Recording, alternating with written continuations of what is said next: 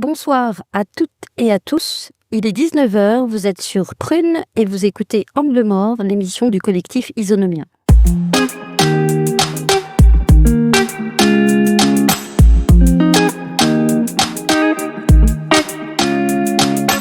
Bienvenue sur Prune, là où les luttes antiracistes et décoloniales prennent la parole.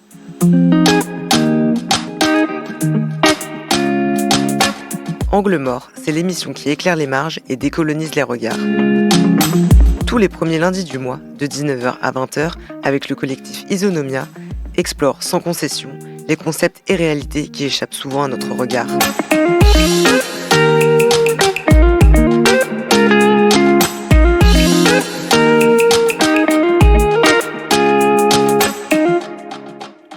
Bienvenue dans ce 10e épisode de la saison 2. Ici, on parle depuis les marges, depuis nos luttes et nos héritages. Ce soir, autour de la table, Rêve, Shalmarke Moussa et moi-même, Filsan, après achever la révolution, on poursuit notre exploration avec un nouvel épisode Défaire la nation. Et comme toujours, place à l'édito d'Angle Mort. Les périphéries parlent au centre, c'est l'édito d'Angle Mort. Il faut cesser de traiter l'empathie comme un supplément d'âme. Elle n'est pas un luxe moral ni une qualité de cœur. Elle est un instrument politique, un instrument de tri. Ce que l'on nomme empathie n'est pas une vertu individuelle ni un réflexe spontané. C'est un produit politique, une fabrique, un filtre. L'empathie ne flotte pas librement dans la sphère morale, elle est assignée, gouvernée, encadrée. Elle obéit à des logiques de pouvoir. Cette gouvernance du sensible est au fondement même de la construction nationale. C'est par la gestion différenciée de la souffrance qu'on trace les frontières symboliques du nous. L'histoire des nations modernes est celle d'un tri affectif. Il ne suffit pas de dresser des frontières ou de rédiger des constitutions, il faut produire une communauté sensible. Apprendre qui l'on doit pleurer, protéger et qui l'on peut oublier. Cette fabrique d'un nous est fondée sur une distribution inégale de l'attention, de la protection et de la douleur. Le citoyen y devient un sujet émotionnel. Sa peine est audible, sa colère recevable, sa vie pleurable. Les autres, les racisés, les non-blancs, les exilés, sont rejetés hors du champ du sensible. Ce refus d'empathie est la condition de possibilité de la violence d'État. Il est ciblé, systématique, structurant. Il rend insupportable l'insupportable et organise notre consentement à la violence exercée sur les autres. Toujours un peu plus loin, toujours un peu moins nous. La neutralisation affective, ce processus par lequel on désactive en nous l'élan de solidarité, d'indignation, de douleur, est ce qui permet la continuité de l'ordre. Elle anesthésie la conscience, dépolitise la colère, isole les victimes. Quand Ziad et Bouna meurent électrocutés en fuyant la BAC et qu'un policier dit « je donne pas cher de leur peau », ce n'est pas qu'on ne voit pas, c'est qu'on ne ressent pas. Ou plutôt, qu'on a appris à ne pas ressentir. À regarder ailleurs, à croire que ces morts ne nous concernent pas, comme tant d'autres, morts aux frontières, dans les cras, dans les déserts, dans la Méditerranée. La nation, elle, n'est pas qu'une administration, un drapeau, un hymne. C'est une organisation affective, un périmètre de sensibilité, un territoire du nous, racialement et culturellement construit. Ce n'est pas un hasard si l'image de Xavier Dupont-Ligonnès que les médias affectionnent est celle de son sourire éclatant, ni si les deux types de victimes dont on questionne sans cesse la légitimité en France sont celles des viols et celles des violences policières. Ni si à Nantes, une mère réfugiée et son bébé de 10 jours sont jetés à la rue sans solution d'hébergement. Ce découpage du sensible assigne certaines vies à la reconnaissance, d'autres à la gestion, certaines à la compassion, d'autres à la répression. C'est ainsi qu'un État peut bombarder un peuple en Palestine, laisser mourir au Congo, au Soudan, aux frontières, dans les cras ou la Méditerranée, sans que cela ne trouble le deuil collectif. Parce que la nation a appris à ses membres à ne pas ressentir. Défaire la nation, c'est peut-être ça. Retrouver ce que l'État nous a désappris à ressentir, réapprendre à sentir contre lui et faire de l'empathie une force insurrectionnelle. Sur 1 million d'Européens établis en Algérie émigrent alors dans des conditions tragiques. Le traumatisme restera indélébile. Ce qu'il faut savoir, c'est que énormément d'Européens d'Algérie votaient à gauche avant 54-55. Des quartiers entiers, comme d'Alger, comme Bab el Oued, par exemple, étaient des communautés, des municipalités communistes. Or, la guerre, l'engrenage, toute une série de facteurs qui seraient très longs d'expliquer ici, fait que il y a un glissement quasiment communautaire.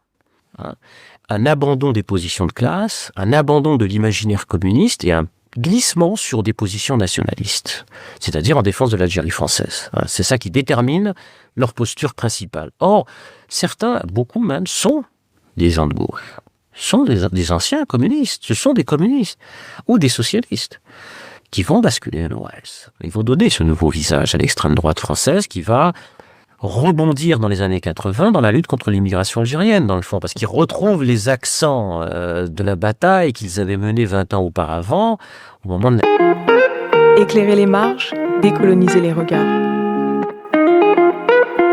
Angle mort, là où les périphéries parlent au centre.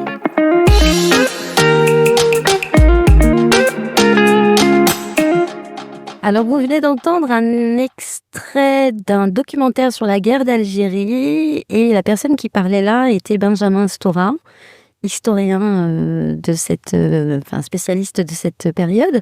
Alors, cet extrait, il dit beaucoup de choses, mais en fait, qu'est-ce qu'il dit de notre sujet de ce soir et surtout du choix de notre titre, Défaire la nation? Écoute, généralement, dans nos milieux, le signifiant gauche renvoie beaucoup à la solidarité, à la fraternité. Et comme le dit Benjamin Stora, on a vu justement un glissement de ces Européens d'Algérie qui sont passés de la gauche à l'extrême droite. Et à cette époque-là, être de gauche n'était pas un signifiant vide. Là, on est après la Deuxième Guerre mondiale. Et ce que montre cet épisode-là, ce n'est pas un déplacement, d'après moi. C'est justement la nation vue et traitée dans sa radicalité la plus pure, quand elle va au bout en fait de sa logique et que la lutte de libération de l'Algérie a réussi à nous montrer. Mais sur le titre plus exactement, Défaire la nation, rêve. Oui, pourquoi défaire la nation? C'est parce que aussi la nation a besoin d'un processus perpétuel de faire la nation. C'est-à-dire qu'on nous enjoint constamment à faire la nation. Et donc, défaire la nation, c'est justement résister à cette idée. Donc, passer par, même s'il le faut, abattre l'idée de nation, mais en même temps aussi, défaire, c'est déconstruire l'idée de nation pour la comprendre, parce que la nation est toujours construite par le roman national, construite aussi parce que il y a des gens pour penser que, en ce moment, pour sortir de l'impasse politique dans laquelle on se trouve, la nation pourrait peut-être être une sortie par la gauche. Donc, on parle souvent de nation comme d'une évidence, comme si elle avait toujours existé, mais si on essayait de revenir à ce qu'elle cache et ce qu'elle produit, son histoire, ses auteurs, qu'est-ce que tu pourrais nous dire, Jean-Marc, et qu'est-ce que c'est que la nation, au fond? Alors, la réflexion autour de la nation a commencé à la charnière du XVIIIe et du XIXe siècle, 1700, 1800, pendant le siècle des grandes révolutions, avec deux versions bien identifiées en Europe, qui est la version française, qui part du fait que la nation est une communauté politique, et donc il y a à l'intérieur de cette version française deux sous-versions, l'une qu'on retrouve sous la plume de l'ABCS.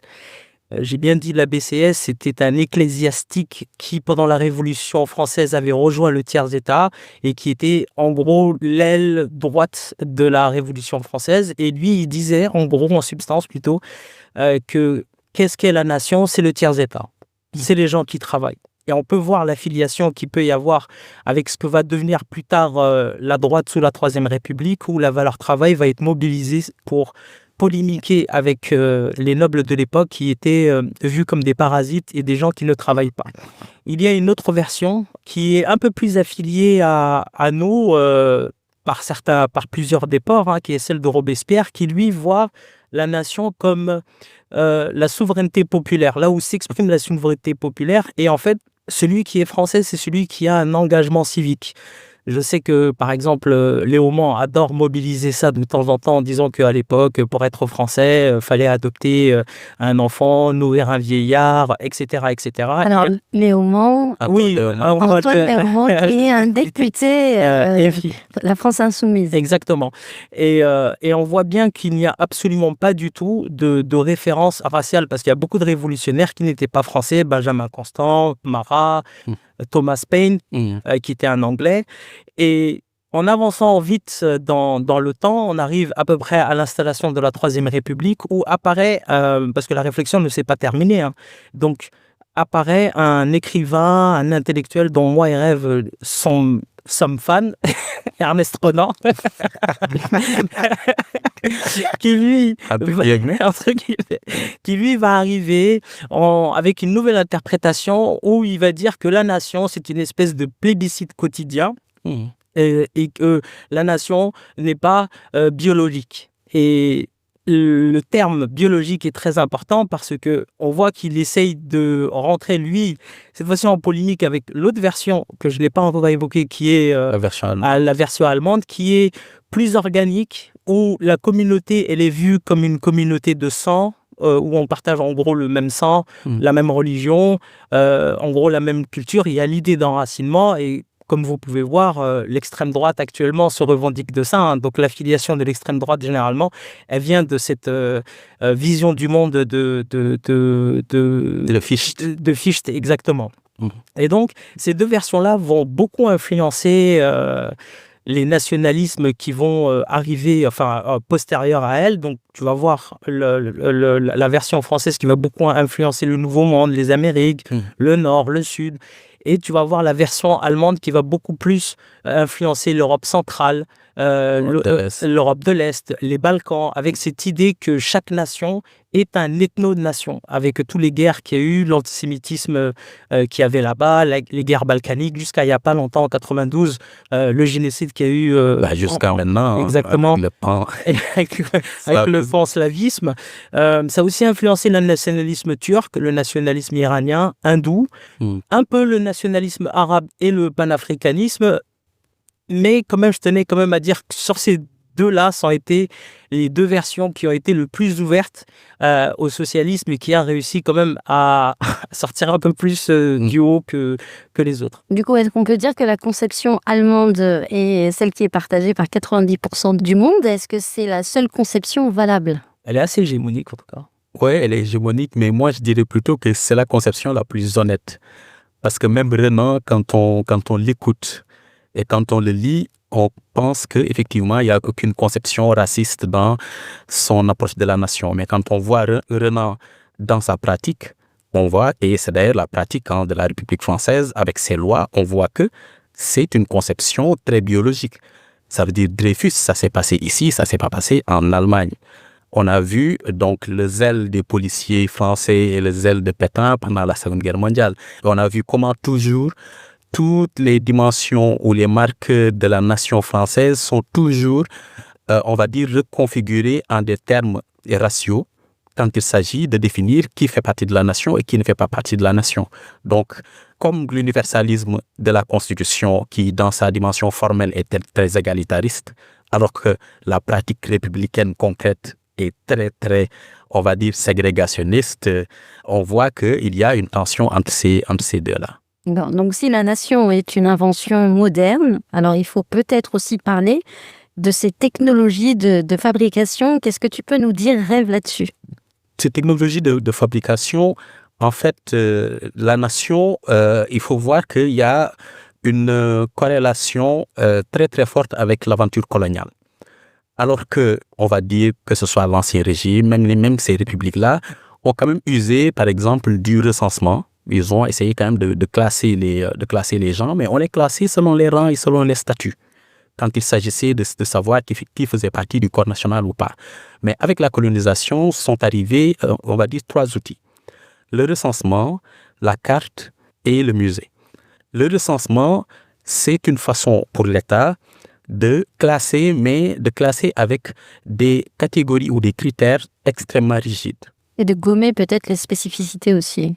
Justement, c'est parce que quand tu assignes par exemple à une origine ethnique, alors que ça vient d'une projection anthropo-européenne sur des peuples où ces frontières n'étaient pas si tracées que ça, tu assignes des gens à des catégories qui n'existaient pas et qui deviennent formellement vraies et du coup matériellement pratiquées. Donc ça, c'est la première chose qui va faire entrer les gens dans les cases. Et Mais ça, pour le genre. même pour les gens, c'est-à-dire quand on voit par exemple que ce soit au Pakistan et en Inde ou dans les Amériques où il y a des peuples avec ce qu'on pourrait entre guillemets appeler des genres, des troisième genres, quatrième genres, etc. Et que l'état civil colonial arrive et que dans leur identification leur dit vous êtes un homme ou vous êtes une femme. Hmm. Et vous n'avez pas le choix d'être un homme ou d'être une femme.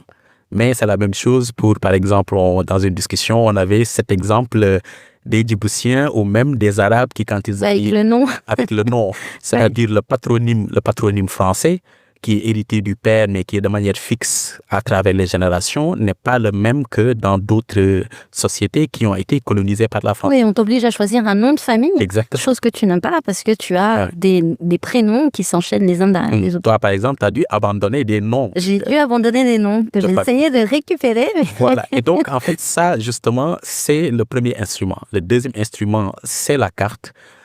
Alors que dans les anciens systèmes ou les systèmes antérieurs, il y avait cette idée de centre et puis la souveraineté s'estompait au fur et à mesure que l'on s'éloignait du centre. C'est-à-dire, il y avait un moment où la notion de frontière n'était pas si claire que ça. C'était un limès d'ailleurs. C'est ça, était la frontière, ce que tu pouvais défendre concrètement et non pas ce qui était entendu, par exemple, à la conférence de Berlin, tracé à la règle, etc. Et donc, ça enferme des populations dans un cadre géographique déterminé et qui les assigne à ce cadre géographique-là. Et si en plus la carte est logotypée, c'est-à-dire que la carte devient un logo, que la France n'est plus juste se tracer sur la carte, mais devient l'hexagone, et que l'Italie devient c'est la boîte, La botte. ouais. etc. Il y a un transfert d'une réalité qui se voulait un modèle matériel du monde Ouais. à une abstraction identitaire que l'on projette sur une géographie qui, en réalité, n'existe pas, entre guillemets, concrètement. Et puis, le dernier, c'est les musées. Les musées, alors que les musées, c'était dans les grandes expéditions, c'était la curiosité de la science, la découverte, etc., de nouvelles civilisations et autres, des artefacts. C'était aussi la période des collections, des grandes collections, où les bourgeois faisaient la concurrence de qui avait le plus d'artefacts qui venaient de l'empire colonial. Cela, en réalité, a obligé à produire un récit. À figer. Exactement, à les figer. Par exemple, il y a des sites archéologiques qui ont été figés dans le temps, qui étaient normalement des sites de rites qui étaient vivants, qui bougeaient, il y avait des marchés, etc. C'est devenu figé, c'est devenu des monuments et autres. Et il y a eu un récit sur le roman national, parce qu'on scénarise l'histoire et on détache justement un regard scientifique sur l'histoire d'un regard plutôt romantique sur ce que nous sommes et qui est décrit par des artefacts qui témoignent de ce qu'on a toujours été. Et ça, c'est très important sur la conception de la nation.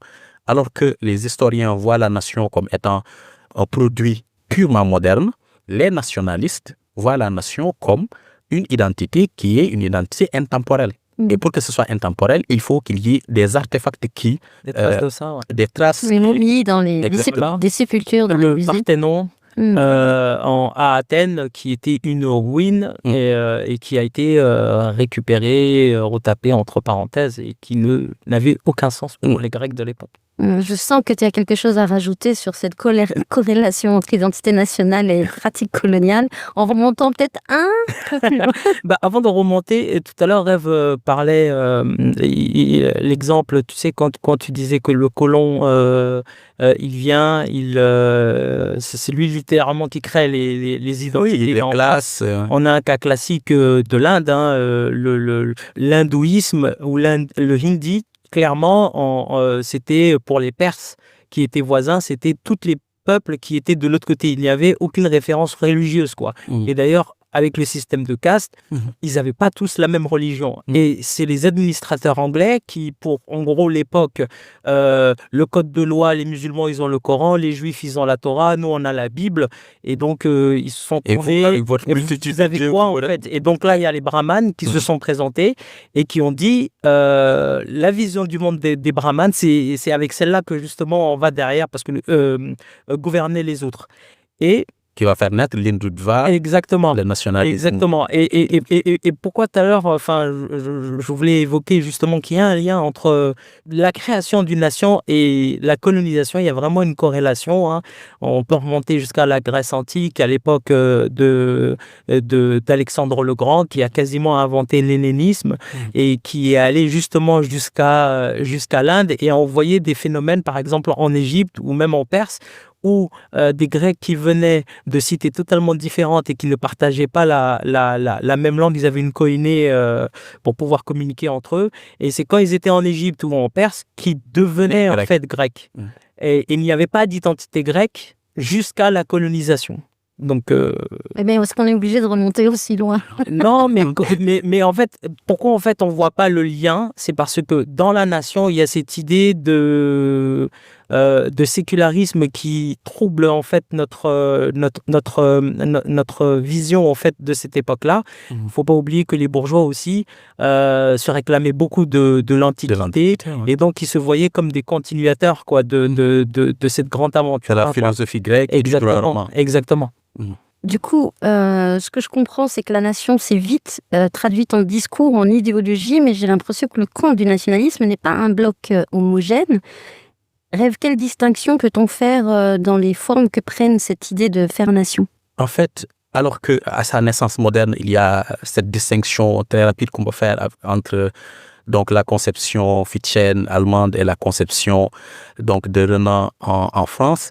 Dans son développement, le nationalisme a quand même montré que effectivement, il pouvait prendre plusieurs masques. C'est de ça, Ouais. effectivement. Donc, en fait, dans ces masques-là, par exemple, il y a le masque libéral, qui est le nationalisme tel qu'on peut le voir, où c'est le nationalisme des valeurs. C'est l'idée de dire que fait partie de la nation celui qui partage telle ou telle valeur. Donc, on va prendre par exemple l'égalité, on va prendre la question du féminisme, on va prendre la question des droits des personnes queer, etc. Et on va faire une délimitation à partir de ces éléments-là sur qui fait partie et qui n'en fait pas partie. Et donc, on les inclut ou on les exclut. Et puis, il y a le masque, on va dire, néolibéral, il y a le masque conservateur et puis il y a un masque de gauche. Mais je pense qu'on pourrait développer ça. Ouais, très bien. Voilà. Eh ben, il est temps de faire notre première pause musicale. Démarche, décoloniser les regards. Angle mort, là où les périphéries parlent au centre. Avant de revenir au national, on va avoir la séquence de la rubrique lexique avec Rêve. Qu'est-ce que ça veut dire? C'est l'instant lexique d'Angle mort. Alors ce soir, pour notre instant lexique, Rêve s'attaque à un mot qui semble évident, mais qui cache une véritable violence symbolique, la domination. À toi, Rêve. Dans notre quotidien, le mot domination évoque souvent la contrainte ou la force. Pourtant, en sciences sociales, il renvoie à bien plus qu'une simple relation d'autorité. Il désigne un système structuré et durable de pouvoir par lesquels certains groupes imposent leurs normes, leurs intérêts et leur vision du monde à d'autres. Si cette emprise peut se manifester par la violence ouverte, on parle alors d'oppression, elle agit souvent de manière subtile, intériorisée, diffuse, presque invisible. Mais comment un pouvoir peut-il se maintenir sans coercition apparente? C'est précisément la question que la sociologie a cherché à élucider. C'est Max Weber qui, au début du XXe siècle, a donné à cette notion ses fondements sociologiques plutôt. Pour lui, la domination suppose non seulement un pouvoir exercé, mais surtout une obéissance reconnue comme légitime, qu'elle soit fondée sur la tradition, le charisme ou la légalité. Elle s'impose parce que les dominés la jugent normale. Cette reconnaissance est le cœur du problème. La domination dure parce qu'elle est perçue comme naturelle. Pierre Bourdieu approfondit cette idée en parlant de violence symbolique, une forme de contrainte douce intériorisée par les dominés eux-mêmes qui installe la croyance que les choses sont comme elles doivent être. Quand les femmes acceptent la division du travail comme une évidence ou quand les discriminations raciales sont perçues comme des faits sociaux neutres, la domination se reproduit sans qu'il soit besoin de l'imposer. Mais quelle forme concrète cette domination prend-elle dans nos sociétés? Les analyses féministes de Monique Wittig à Bell Hooks ont montré que cette logique s'exprime clairement dans le patriarcat, un système global d'exploitation du travail et des corps féminins. Le patriarcat ne repose pas seulement sur des idées sexistes, mais sur une organisation sociale et économique où les femmes assument gratuitement une part du travail nécessaire à la reproduction de la société, soins, éducation, tâches domestiques. En le présentant comme naturel, le pouvoir masculin se dérobe à la critique. Les théories antiracistes prolongent ce constat. Colette Guillemot a démontré que la race n'existe pas biologiquement, c'est un produit du racisme lui-même, un moyen de justifier l'ordre hiérarchique entre groupes. Le racisme systémique agit à travers la police, l'école, le marché du travail ou la justice, produisant une inégalité durable entre les citoyens selon leur origine. Et si cette domination se manifeste dans les comportements individuels, ce sont surtout les structures institutionnelles qui rendent la discrimination ordinaire. Plus récemment, le concept de colonialité du pouvoir développé par Aníbal Quijano a révélé que la logique coloniale, raciste, patriarcale, capitaliste, etc., continue d'organiser le monde même après la fin des empires coloniaux. De même, l'intersectionnalité de Claudia Jones à Kimberlé Crenshaw nous invite à comprendre que les formes de domination ne s'ajoutent pas simplement, elles s'entrecroisent. Être une femme noire ou femme en situation de handicap, par exemple, expose à des discriminations spécifiques que l'analyse séparée du sexisme ou du validisme ou du racisme ne peut expliquer à elle seule. Antonio Gramsci, enfin, parle d'hégémonie pour désigner le pouvoir d'une classe ou d'un groupe qui ne s'impose pas seulement par la force, mais aussi par le consentement. Les dominés adhèrent aux valeurs du système qui les opprime, non pas parce qu'ils y sont contraints, mais parce qu'ils y croient. L'école, les médias, la culture jouent ici un rôle central dans la reproduction de l'ordre social. Et si, sans même nous en rendre compte, nous participions nous-mêmes à faire durer les rapports de domination que nous subissons? Cette question est inconfortable, mais elle est essentielle pour penser la liberté. Il serait tentant de croire que la domination relève du hasard ou de la morale individuelle. Il n'en est rien. Elle est le produit d'institutions, de discours, d'habitudes et de pratiques qui façonnent notre manière de penser. La tâche des sciences sociales et des militants et militantes est donc de décrire ces mécanismes et de les rendre visibles afin de les dénaturaliser. Car c'est seulement en dévoilant les ressorts de la domination qu'on peut s'ouvrir la voie de l'émancipation. Éclairer les marges, décoloniser les regards. Angle mort, là où les périphéries parlent au centre.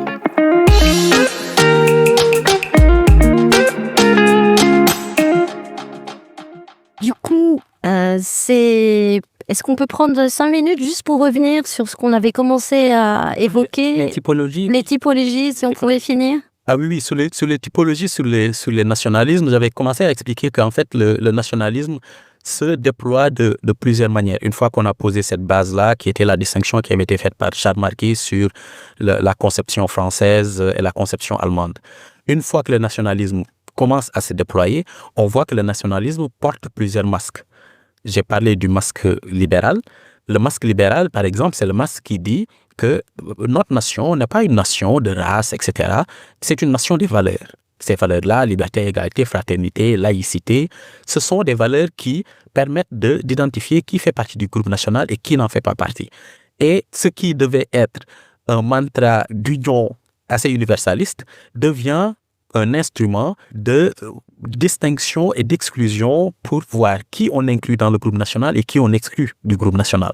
Par exemple, on va poser la question de la compatibilité de l'islam avec la République. Oui. Est-ce que les musulmans sont solubles dans la nation et consubstantiellement parce qu'ils ont quand même des valeurs qui sont opposées aux valeurs de la nation. On peut retrouver ça aussi dans l'idée de l'arc républicain, etc. Alors que c'est pas la bonne question à poser. Exact. Ça, c'est vraiment la conception renonienne là, d'en parler. Du coup, le vrai nationalisme. Exactement. Et puis, il y a le nationalisme conservateur. C'est le nationalisme le plus classique. C'est celui qui, effectivement, soit se revendique d'une certaine mélancolie coloniale. C'est l'anglais, ça. Exactement. Avec aussi des accents français, comme on voit aujourd'hui, où des descendants de l'AES ont introduit des solutions à l'Assemblée nationale française pour justement se faire plaisir, régler les comptes de l'Algérie coloniale. Il y a aussi le nationalisme néolibéral. Le nationalisme néolibéral, c'est un nationalisme qui voit la nation comme une unité de production et qui est donc, on va dire, son critère de distinction, c'est la question de l'utilité. Le migrant, est-ce qu'il est utile ou pas? Donc, si on est un un ministre de Macron, on va introduire une proposition de loi pour la préférence nationale, non pas sur le fondement de la race, mais sur le fondement de métiers en tension ou alors des passeports, talents, etc. C'est-à-dire, on inclut dans ce corps-là que les gens qui sont utiles. Et puis, il y a la... Ça, c'est plutôt la conception scandinave et canadienne. Hein, Exactement. de La politique de l'immigration du Exactement. Canada, mais aussi aux États-Unis avec le système des green cards. Exactement, parce qu'on se souvient quand même de cette ministre danoise qui disait que notre modèle social, on l'a fait pour nous. Voilà. Elle a été honnête. Ah oui, oui. Et puis, il y a en fait la conception de gauche. La conception de gauche, ce qui est d'autant plus surprenant parce que la gauche nous dit qu'effectivement, elle est internationaliste, elle est ouverte, etc. Mais on voit que la France ne peut pas accueillir toute la misère du monde. mais elle doit en accueillir sa Elle doit prendre sa part. sa part, ça ne vient pas de nulle part. C'est-à-dire, il y a une conception de la rareté du confort que peut assurer l'État-providence. Mais comme on est de gauche, il faut l'État-providence.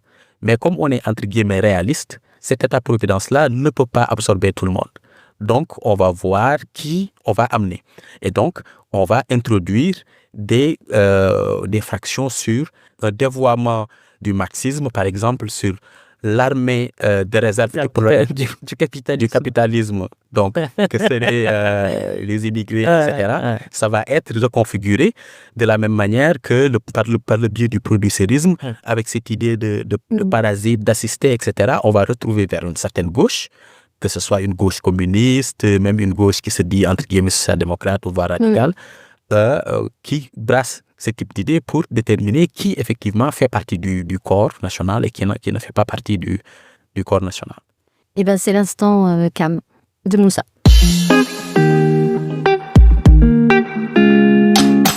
Tu veux de la cam? C'est la chronique Angle mort de Moussa. On a déjà commencé. Donc, c'est l'heure de la chronique de Moussa, la Cam, qui nous propose de nous accompagner dans la voie de la maturité. C'est à toi, Moussa. Tout à fait. Ouais, bon, bah là, c'est la deuxième chronique et je vous le dis, on est sur la chronique de la maturité. Par contre, attention, ça ne veut pas dire que l'auteur de cette chronique est mature. Non, je précise. Tu fais bien de préciser. Ouais, je précise, sinon vous allez dire que je me la raconte. Après, le fait que l'auteur de cette chronique parle de lui-même à la troisième personne, ça me donne envie de lui rappeler que sa dernière chronique n'a même pas fait 100 likes sur Instagram, alors qu'il l'a publiée en cross-post à 1 heure de grande écoute. Hein? Donc, quand t'es pas capable de faire plus de likes qu'un chat qui tombe d'une armoire, faut se poser des questions. Parce que le chat, lui, il n'a pas besoin de cross-post. Donc, on redescend. Hein? Vous avez vu là ce que je viens de faire là? Ça s'appelle comment? C'est de l'humilité déguisée. Ah, d'accord. Et ça prouve que j'ai grave pris en maturité. Mais pas du tout en notoriété. Et heureusement, après, c'est pas le but de l'émission. Ici, le but, c'est de transmettre des messages, donner de l'espoir et surtout, confirmer mon anonymat. Parce que moi, par exemple, quand je fais mes courses, on me confond pas avec une célébrité, mais avec l'agent de sécurité. Tu vois, moi, par exemple, on m'a jamais dit... non, excusez-moi, de dos, j'ai cru que c'était Denzel Washington. Tu vois, ça n'existe pas. Non. Et puis, après, c'est normal que je sois humble. En vrai, parce qu'on est sur une radio. Tu peux pas te la raconter quand t'es sur une radio qui porte le nom d'un fruit connu pour ses effets laxatifs. Ça n'a pas de sens. Ah ouais. Ça n'existe pas. Ouais. Après, en vrai, je sais que je suis plus mature parce que je suis beaucoup plus ouvert d'esprit qu'avant. Tu vois, ça, je me suis rendu compte ce week-end quand un très bon ami à moi m'a dit en chuchotant, frérot, j'ai fait des lasagnes à la banane plantain. Écoute, tu me dis ce que t'en penses.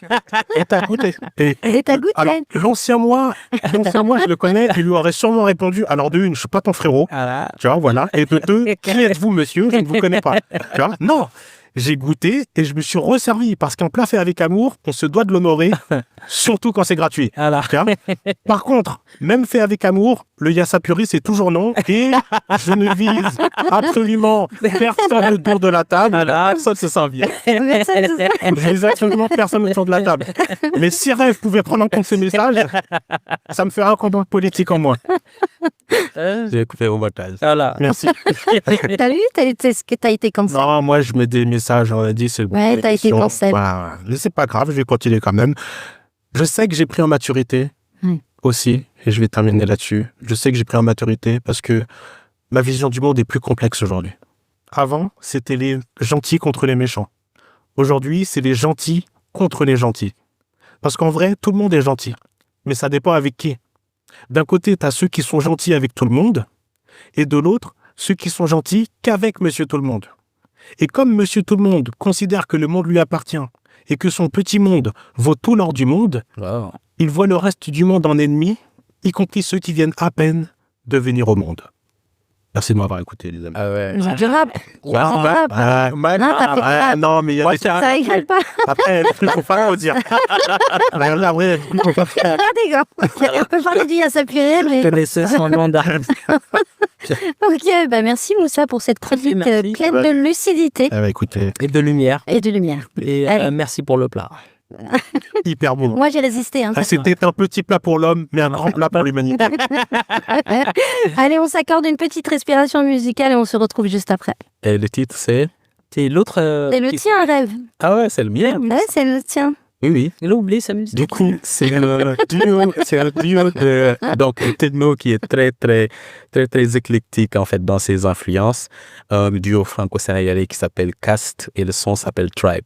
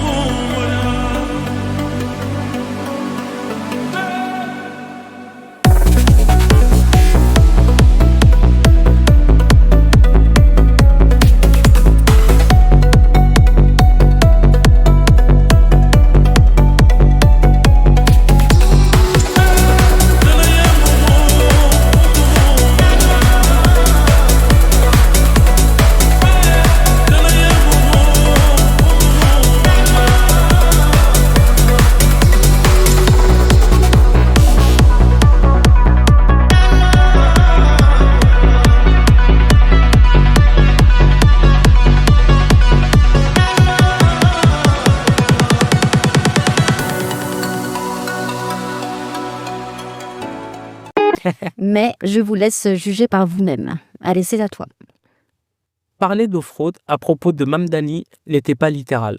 Il a prouvé qu'une base populaire existe pour un projet radical. Près d'un demi-million de nouveaux votants mobilisés, puis il a choisi de se recentrer. Ce geste ne révèle pas une tactique isolée, mais un schéma récurrent. La gauche occidentale vérifie qu'elle peut déplacer le centre de gravité puis recule au moment d'assumer sa propre force. L'enthousiasme de certains cadres EFI pour Mamdani s'inscrit dans une logique au lieu de s'enraciner dans la radicalité de notre propre histoire politique et dans l'expérience concrète des marges en France. On importe une figure symbolique américaine comme caution. Ce réflexe dit quelque chose. La difficulté à assumer une hégémonie possible refuge dans une image plutôt que dans la construction matérielle des rapports de force. Donc, derrière Mamdani, ce que tu voulais dire, c'est que il y a surtout la peur d'assumer une vraie puissance politique qui traverse toute la gauche occidentale et pas seulement lui.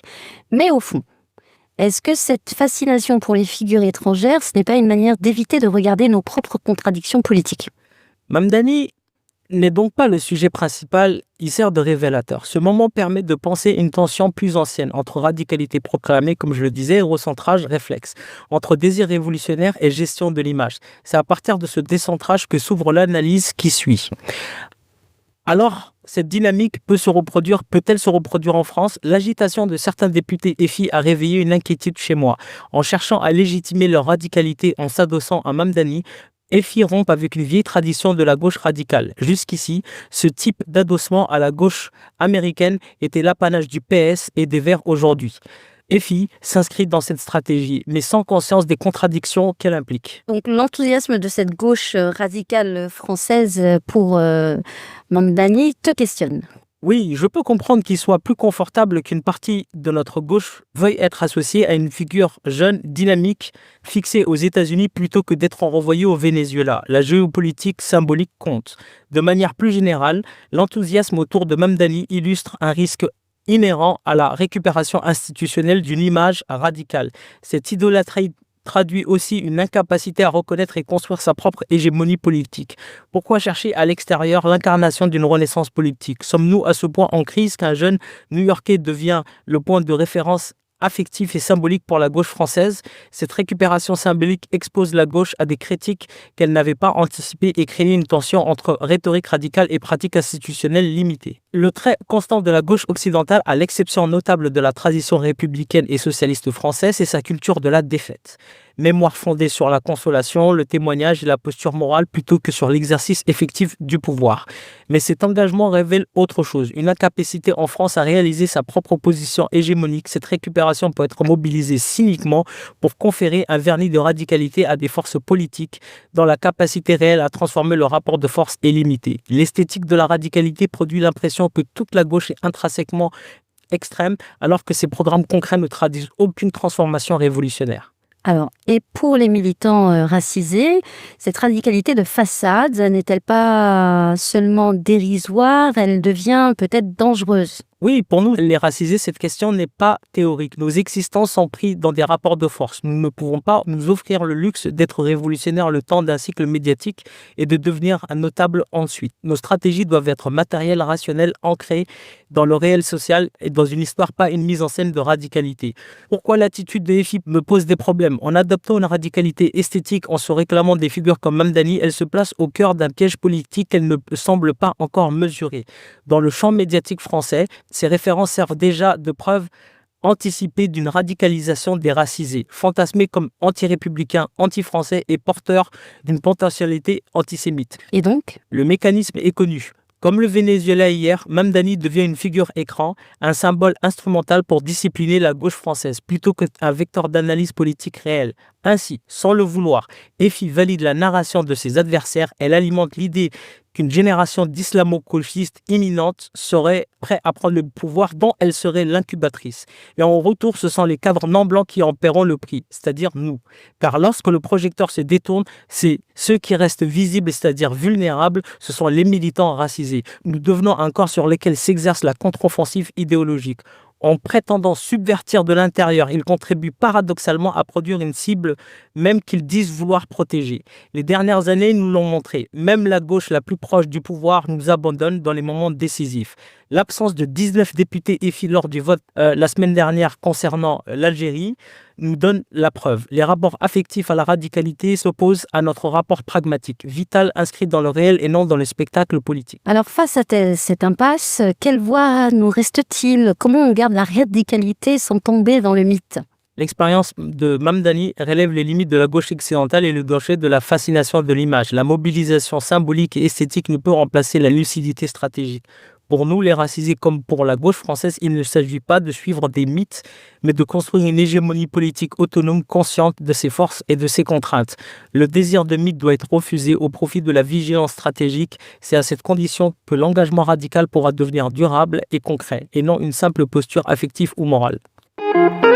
Éclairer les marges, décoloniser les regards. Angle mort, là où les périphéries parlent au centre. Très bien. Bon, bah, t'as pu dire ce que tu voulais dire plus clairement sur Mamdani. Et c'était plus gentil que... C'était gentil. Et tu sais, tout à l'heure, j'ai vu France Info, ils ont mis comme bandeau Mamdani, le nouveau Trump. Incroyable. Ok, donc on parle de nation depuis tout à l'heure, mais il faut aussi peut-être parler de ceux qu'elle protège, parce qu'à chaque fois qu'elle vacille, c'est la bourgeoisie qui brandit le drapeau. Or, vous n'avez pas une seule fois encore dit le mot bourgeoisie ni prolétariat. Je veux que ça soit réparé. Quelle surprise. Bon, on l'a fait un peu exprès. Hein.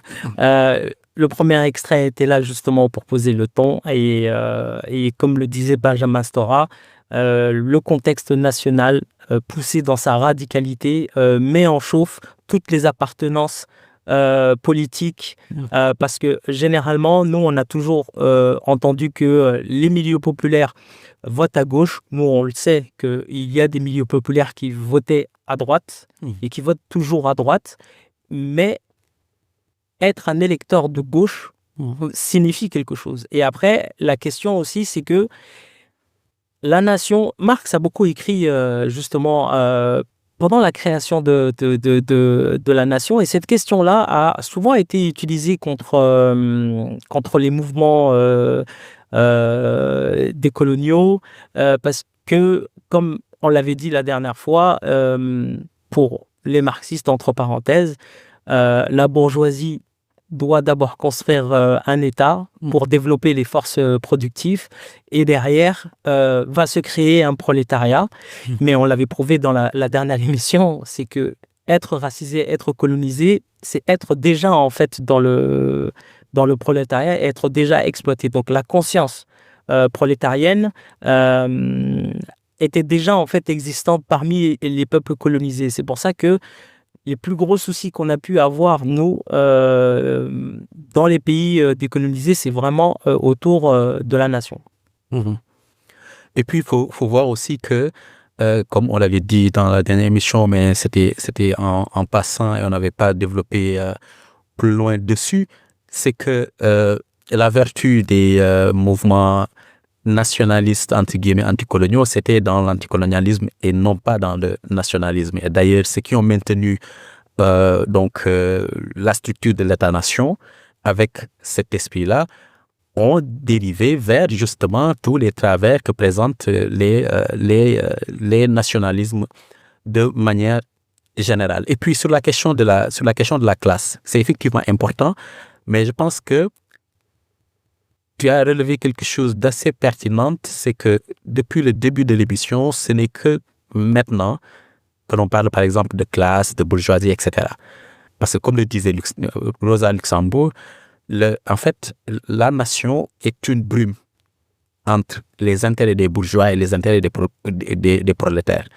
Il n'y a pas pour un bourgeois plus efficace comme instrument de solidarisation des prolétaires au projet capitaliste que par le biais de la mobilisation nationale. C'est-à-dire que Macron, c'est quand il est au plus vulnérable politiquement, aussi bien à l'interne qu'à l'externe, qu'il lance le SNU. Oui, exact. Pourquoi il y a cette confrontation avec la Russie? Il y a la réalité de la guerre de l'Ukraine, par exemple, concrète de la guerre de l'Ukraine avec son envahissement, etc. Mais la scénarisation de la possibilité d'une attaque imminente de la Russie envers le territoire français n'est pas seulement une question géopolitique, c'est aussi une question de restructuration des solidarités et du corps national. C'est de montrer aussi que le corps national devrait faire bloc. Et l'autre dimension, c'est que, par exemple, on n'a pas parlé de la façon dont le nationalisme banal nous maintient dans une identification avec l'omniprésence des drapeaux, le champ lexical qui est employé dans les journaux télévisés, même jusqu'à la météo, ici, le nom du président, le nom, etc.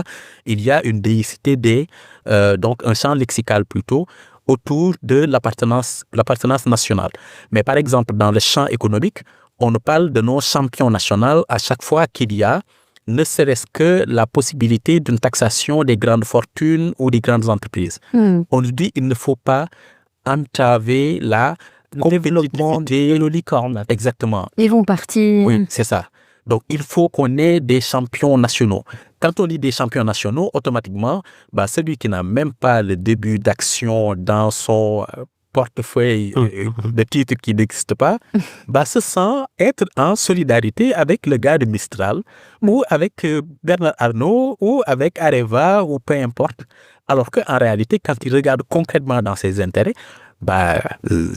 c'est pas évident qu'il y en a, voire qu'il n'y en a pas du tout d'ailleurs. Alors, dans Défaire la nation, moi j'avais compris abattre la nation. Mais qu'est-ce qu'on met à la place? Babylon Burn. Je croyais que t'allais sortir un autre truc. Mais qu'est-ce que vous avez à nous proposer à la place de mieux, quand même? Ah ouais, ça c'est l'instato de vie, quoi. C'est là, je le bon plan de lier. Je l'ai volé à Charbaquet parce que... Tu vois, beaucoup de mensuétude. Non, mais je pense que sur ce point, il faut qu'on revienne quand même sur quelque chose. C'est-à-dire le rapport de l'État aux groupes qui sont sous son contrôle sont des rapports, par exemple, démographiques. On parle de la population. La population, c'est vraiment une donnée purement statistique, quoi. Il y a combien de têtes ici qui naissent, qui meurent, etc. Et puis, il y a, on va dire, le peuple. C'est la dimension politique. Le peuple, c'est pas toute la population. C'est dans la population, quelle faction s'exprime politiquement pour changer le cours de l'histoire et la direction donc du groupe social dans son histoire, ou qui est formellement désigné comme détenant une légitimité de le faire. Donc, on voit bien que là, il y a deux distinctions à faire. Ça veut dire qu'il y a le peuple qui fait éruption et qui fait une révolution, une révolte, etc., et qui demande un changement. Et puis, il y a le peuple qui vote, à qui on demande de temps en temps qui est-ce qui te représente, qui est-ce qui doit représenter, etc. Et ça, c'est pas toute la population. On sait bien que tout le monde n'a pas le droit de vote, même y compris les gens qui ont la nationalité. Tout le monde n'a pas le droit de vote. Donc, quand on parle du peuple, on parle de cela. Et puis, la nation, c'est pas tout le peuple. C'est encore moins toute la population, mais c'est encore moins tout le peuple. C'est-à-dire, même à l'intérieur du peuple, selon les conceptions de la nation dont on a fait les distinctions-là, on peut se dire, si on est naïf, que effectivement, si c'est pas trop racialiste, ça peut inclure tout le peuple. Mais on voit bien que la conception honnête de la nation pose la question des doubles nationaux. C'est-à-dire, les binationaux, ouais. Exactement. Quelle est leur vraie allégeance? Est-ce que leur allégeance, c'est l'Algérie? Parce que pour une certaine raison, c'est toujours vers l'Algérie que ça. Est-ce que c'est l'Algérie ou pas? Alors qu'il y a d'autres doubles nationalités. Les doubles nationalités américaines ne sont jamais posées. Alors que pourtant, les activités de la CIA, il y a quand même matière à faire ça. Je ne parle pas du Mossad, etc.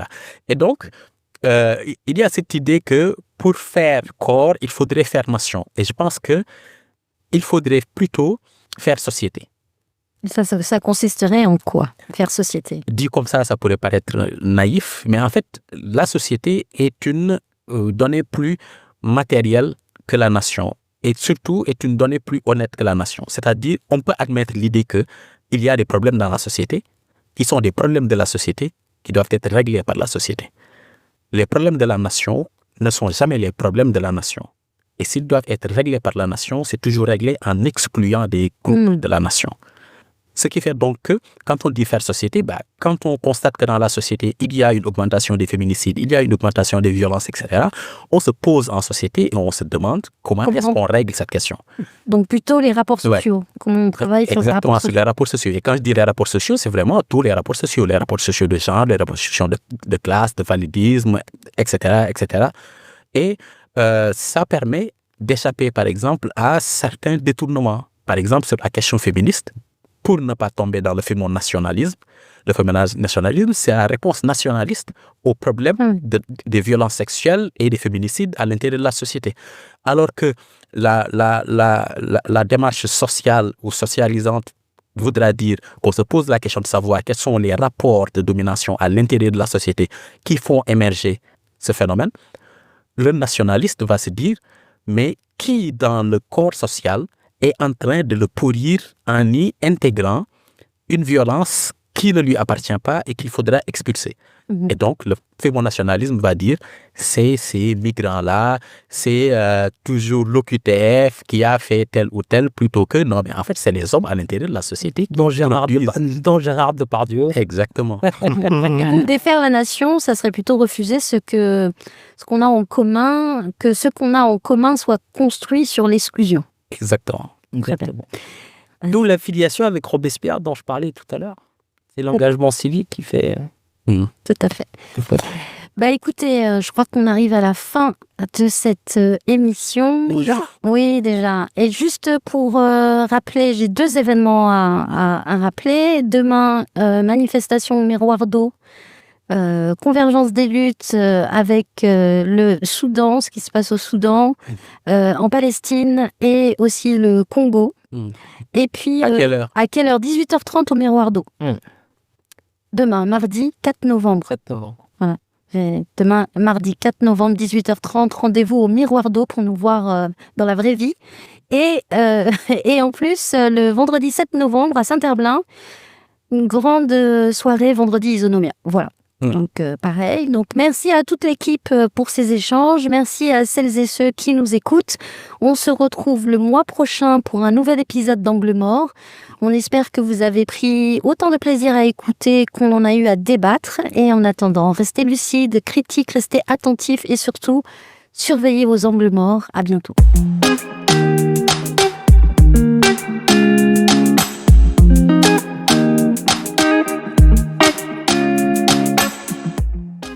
C'était Angle mort, l'émission qui éclaire les marges et décolonise les regards.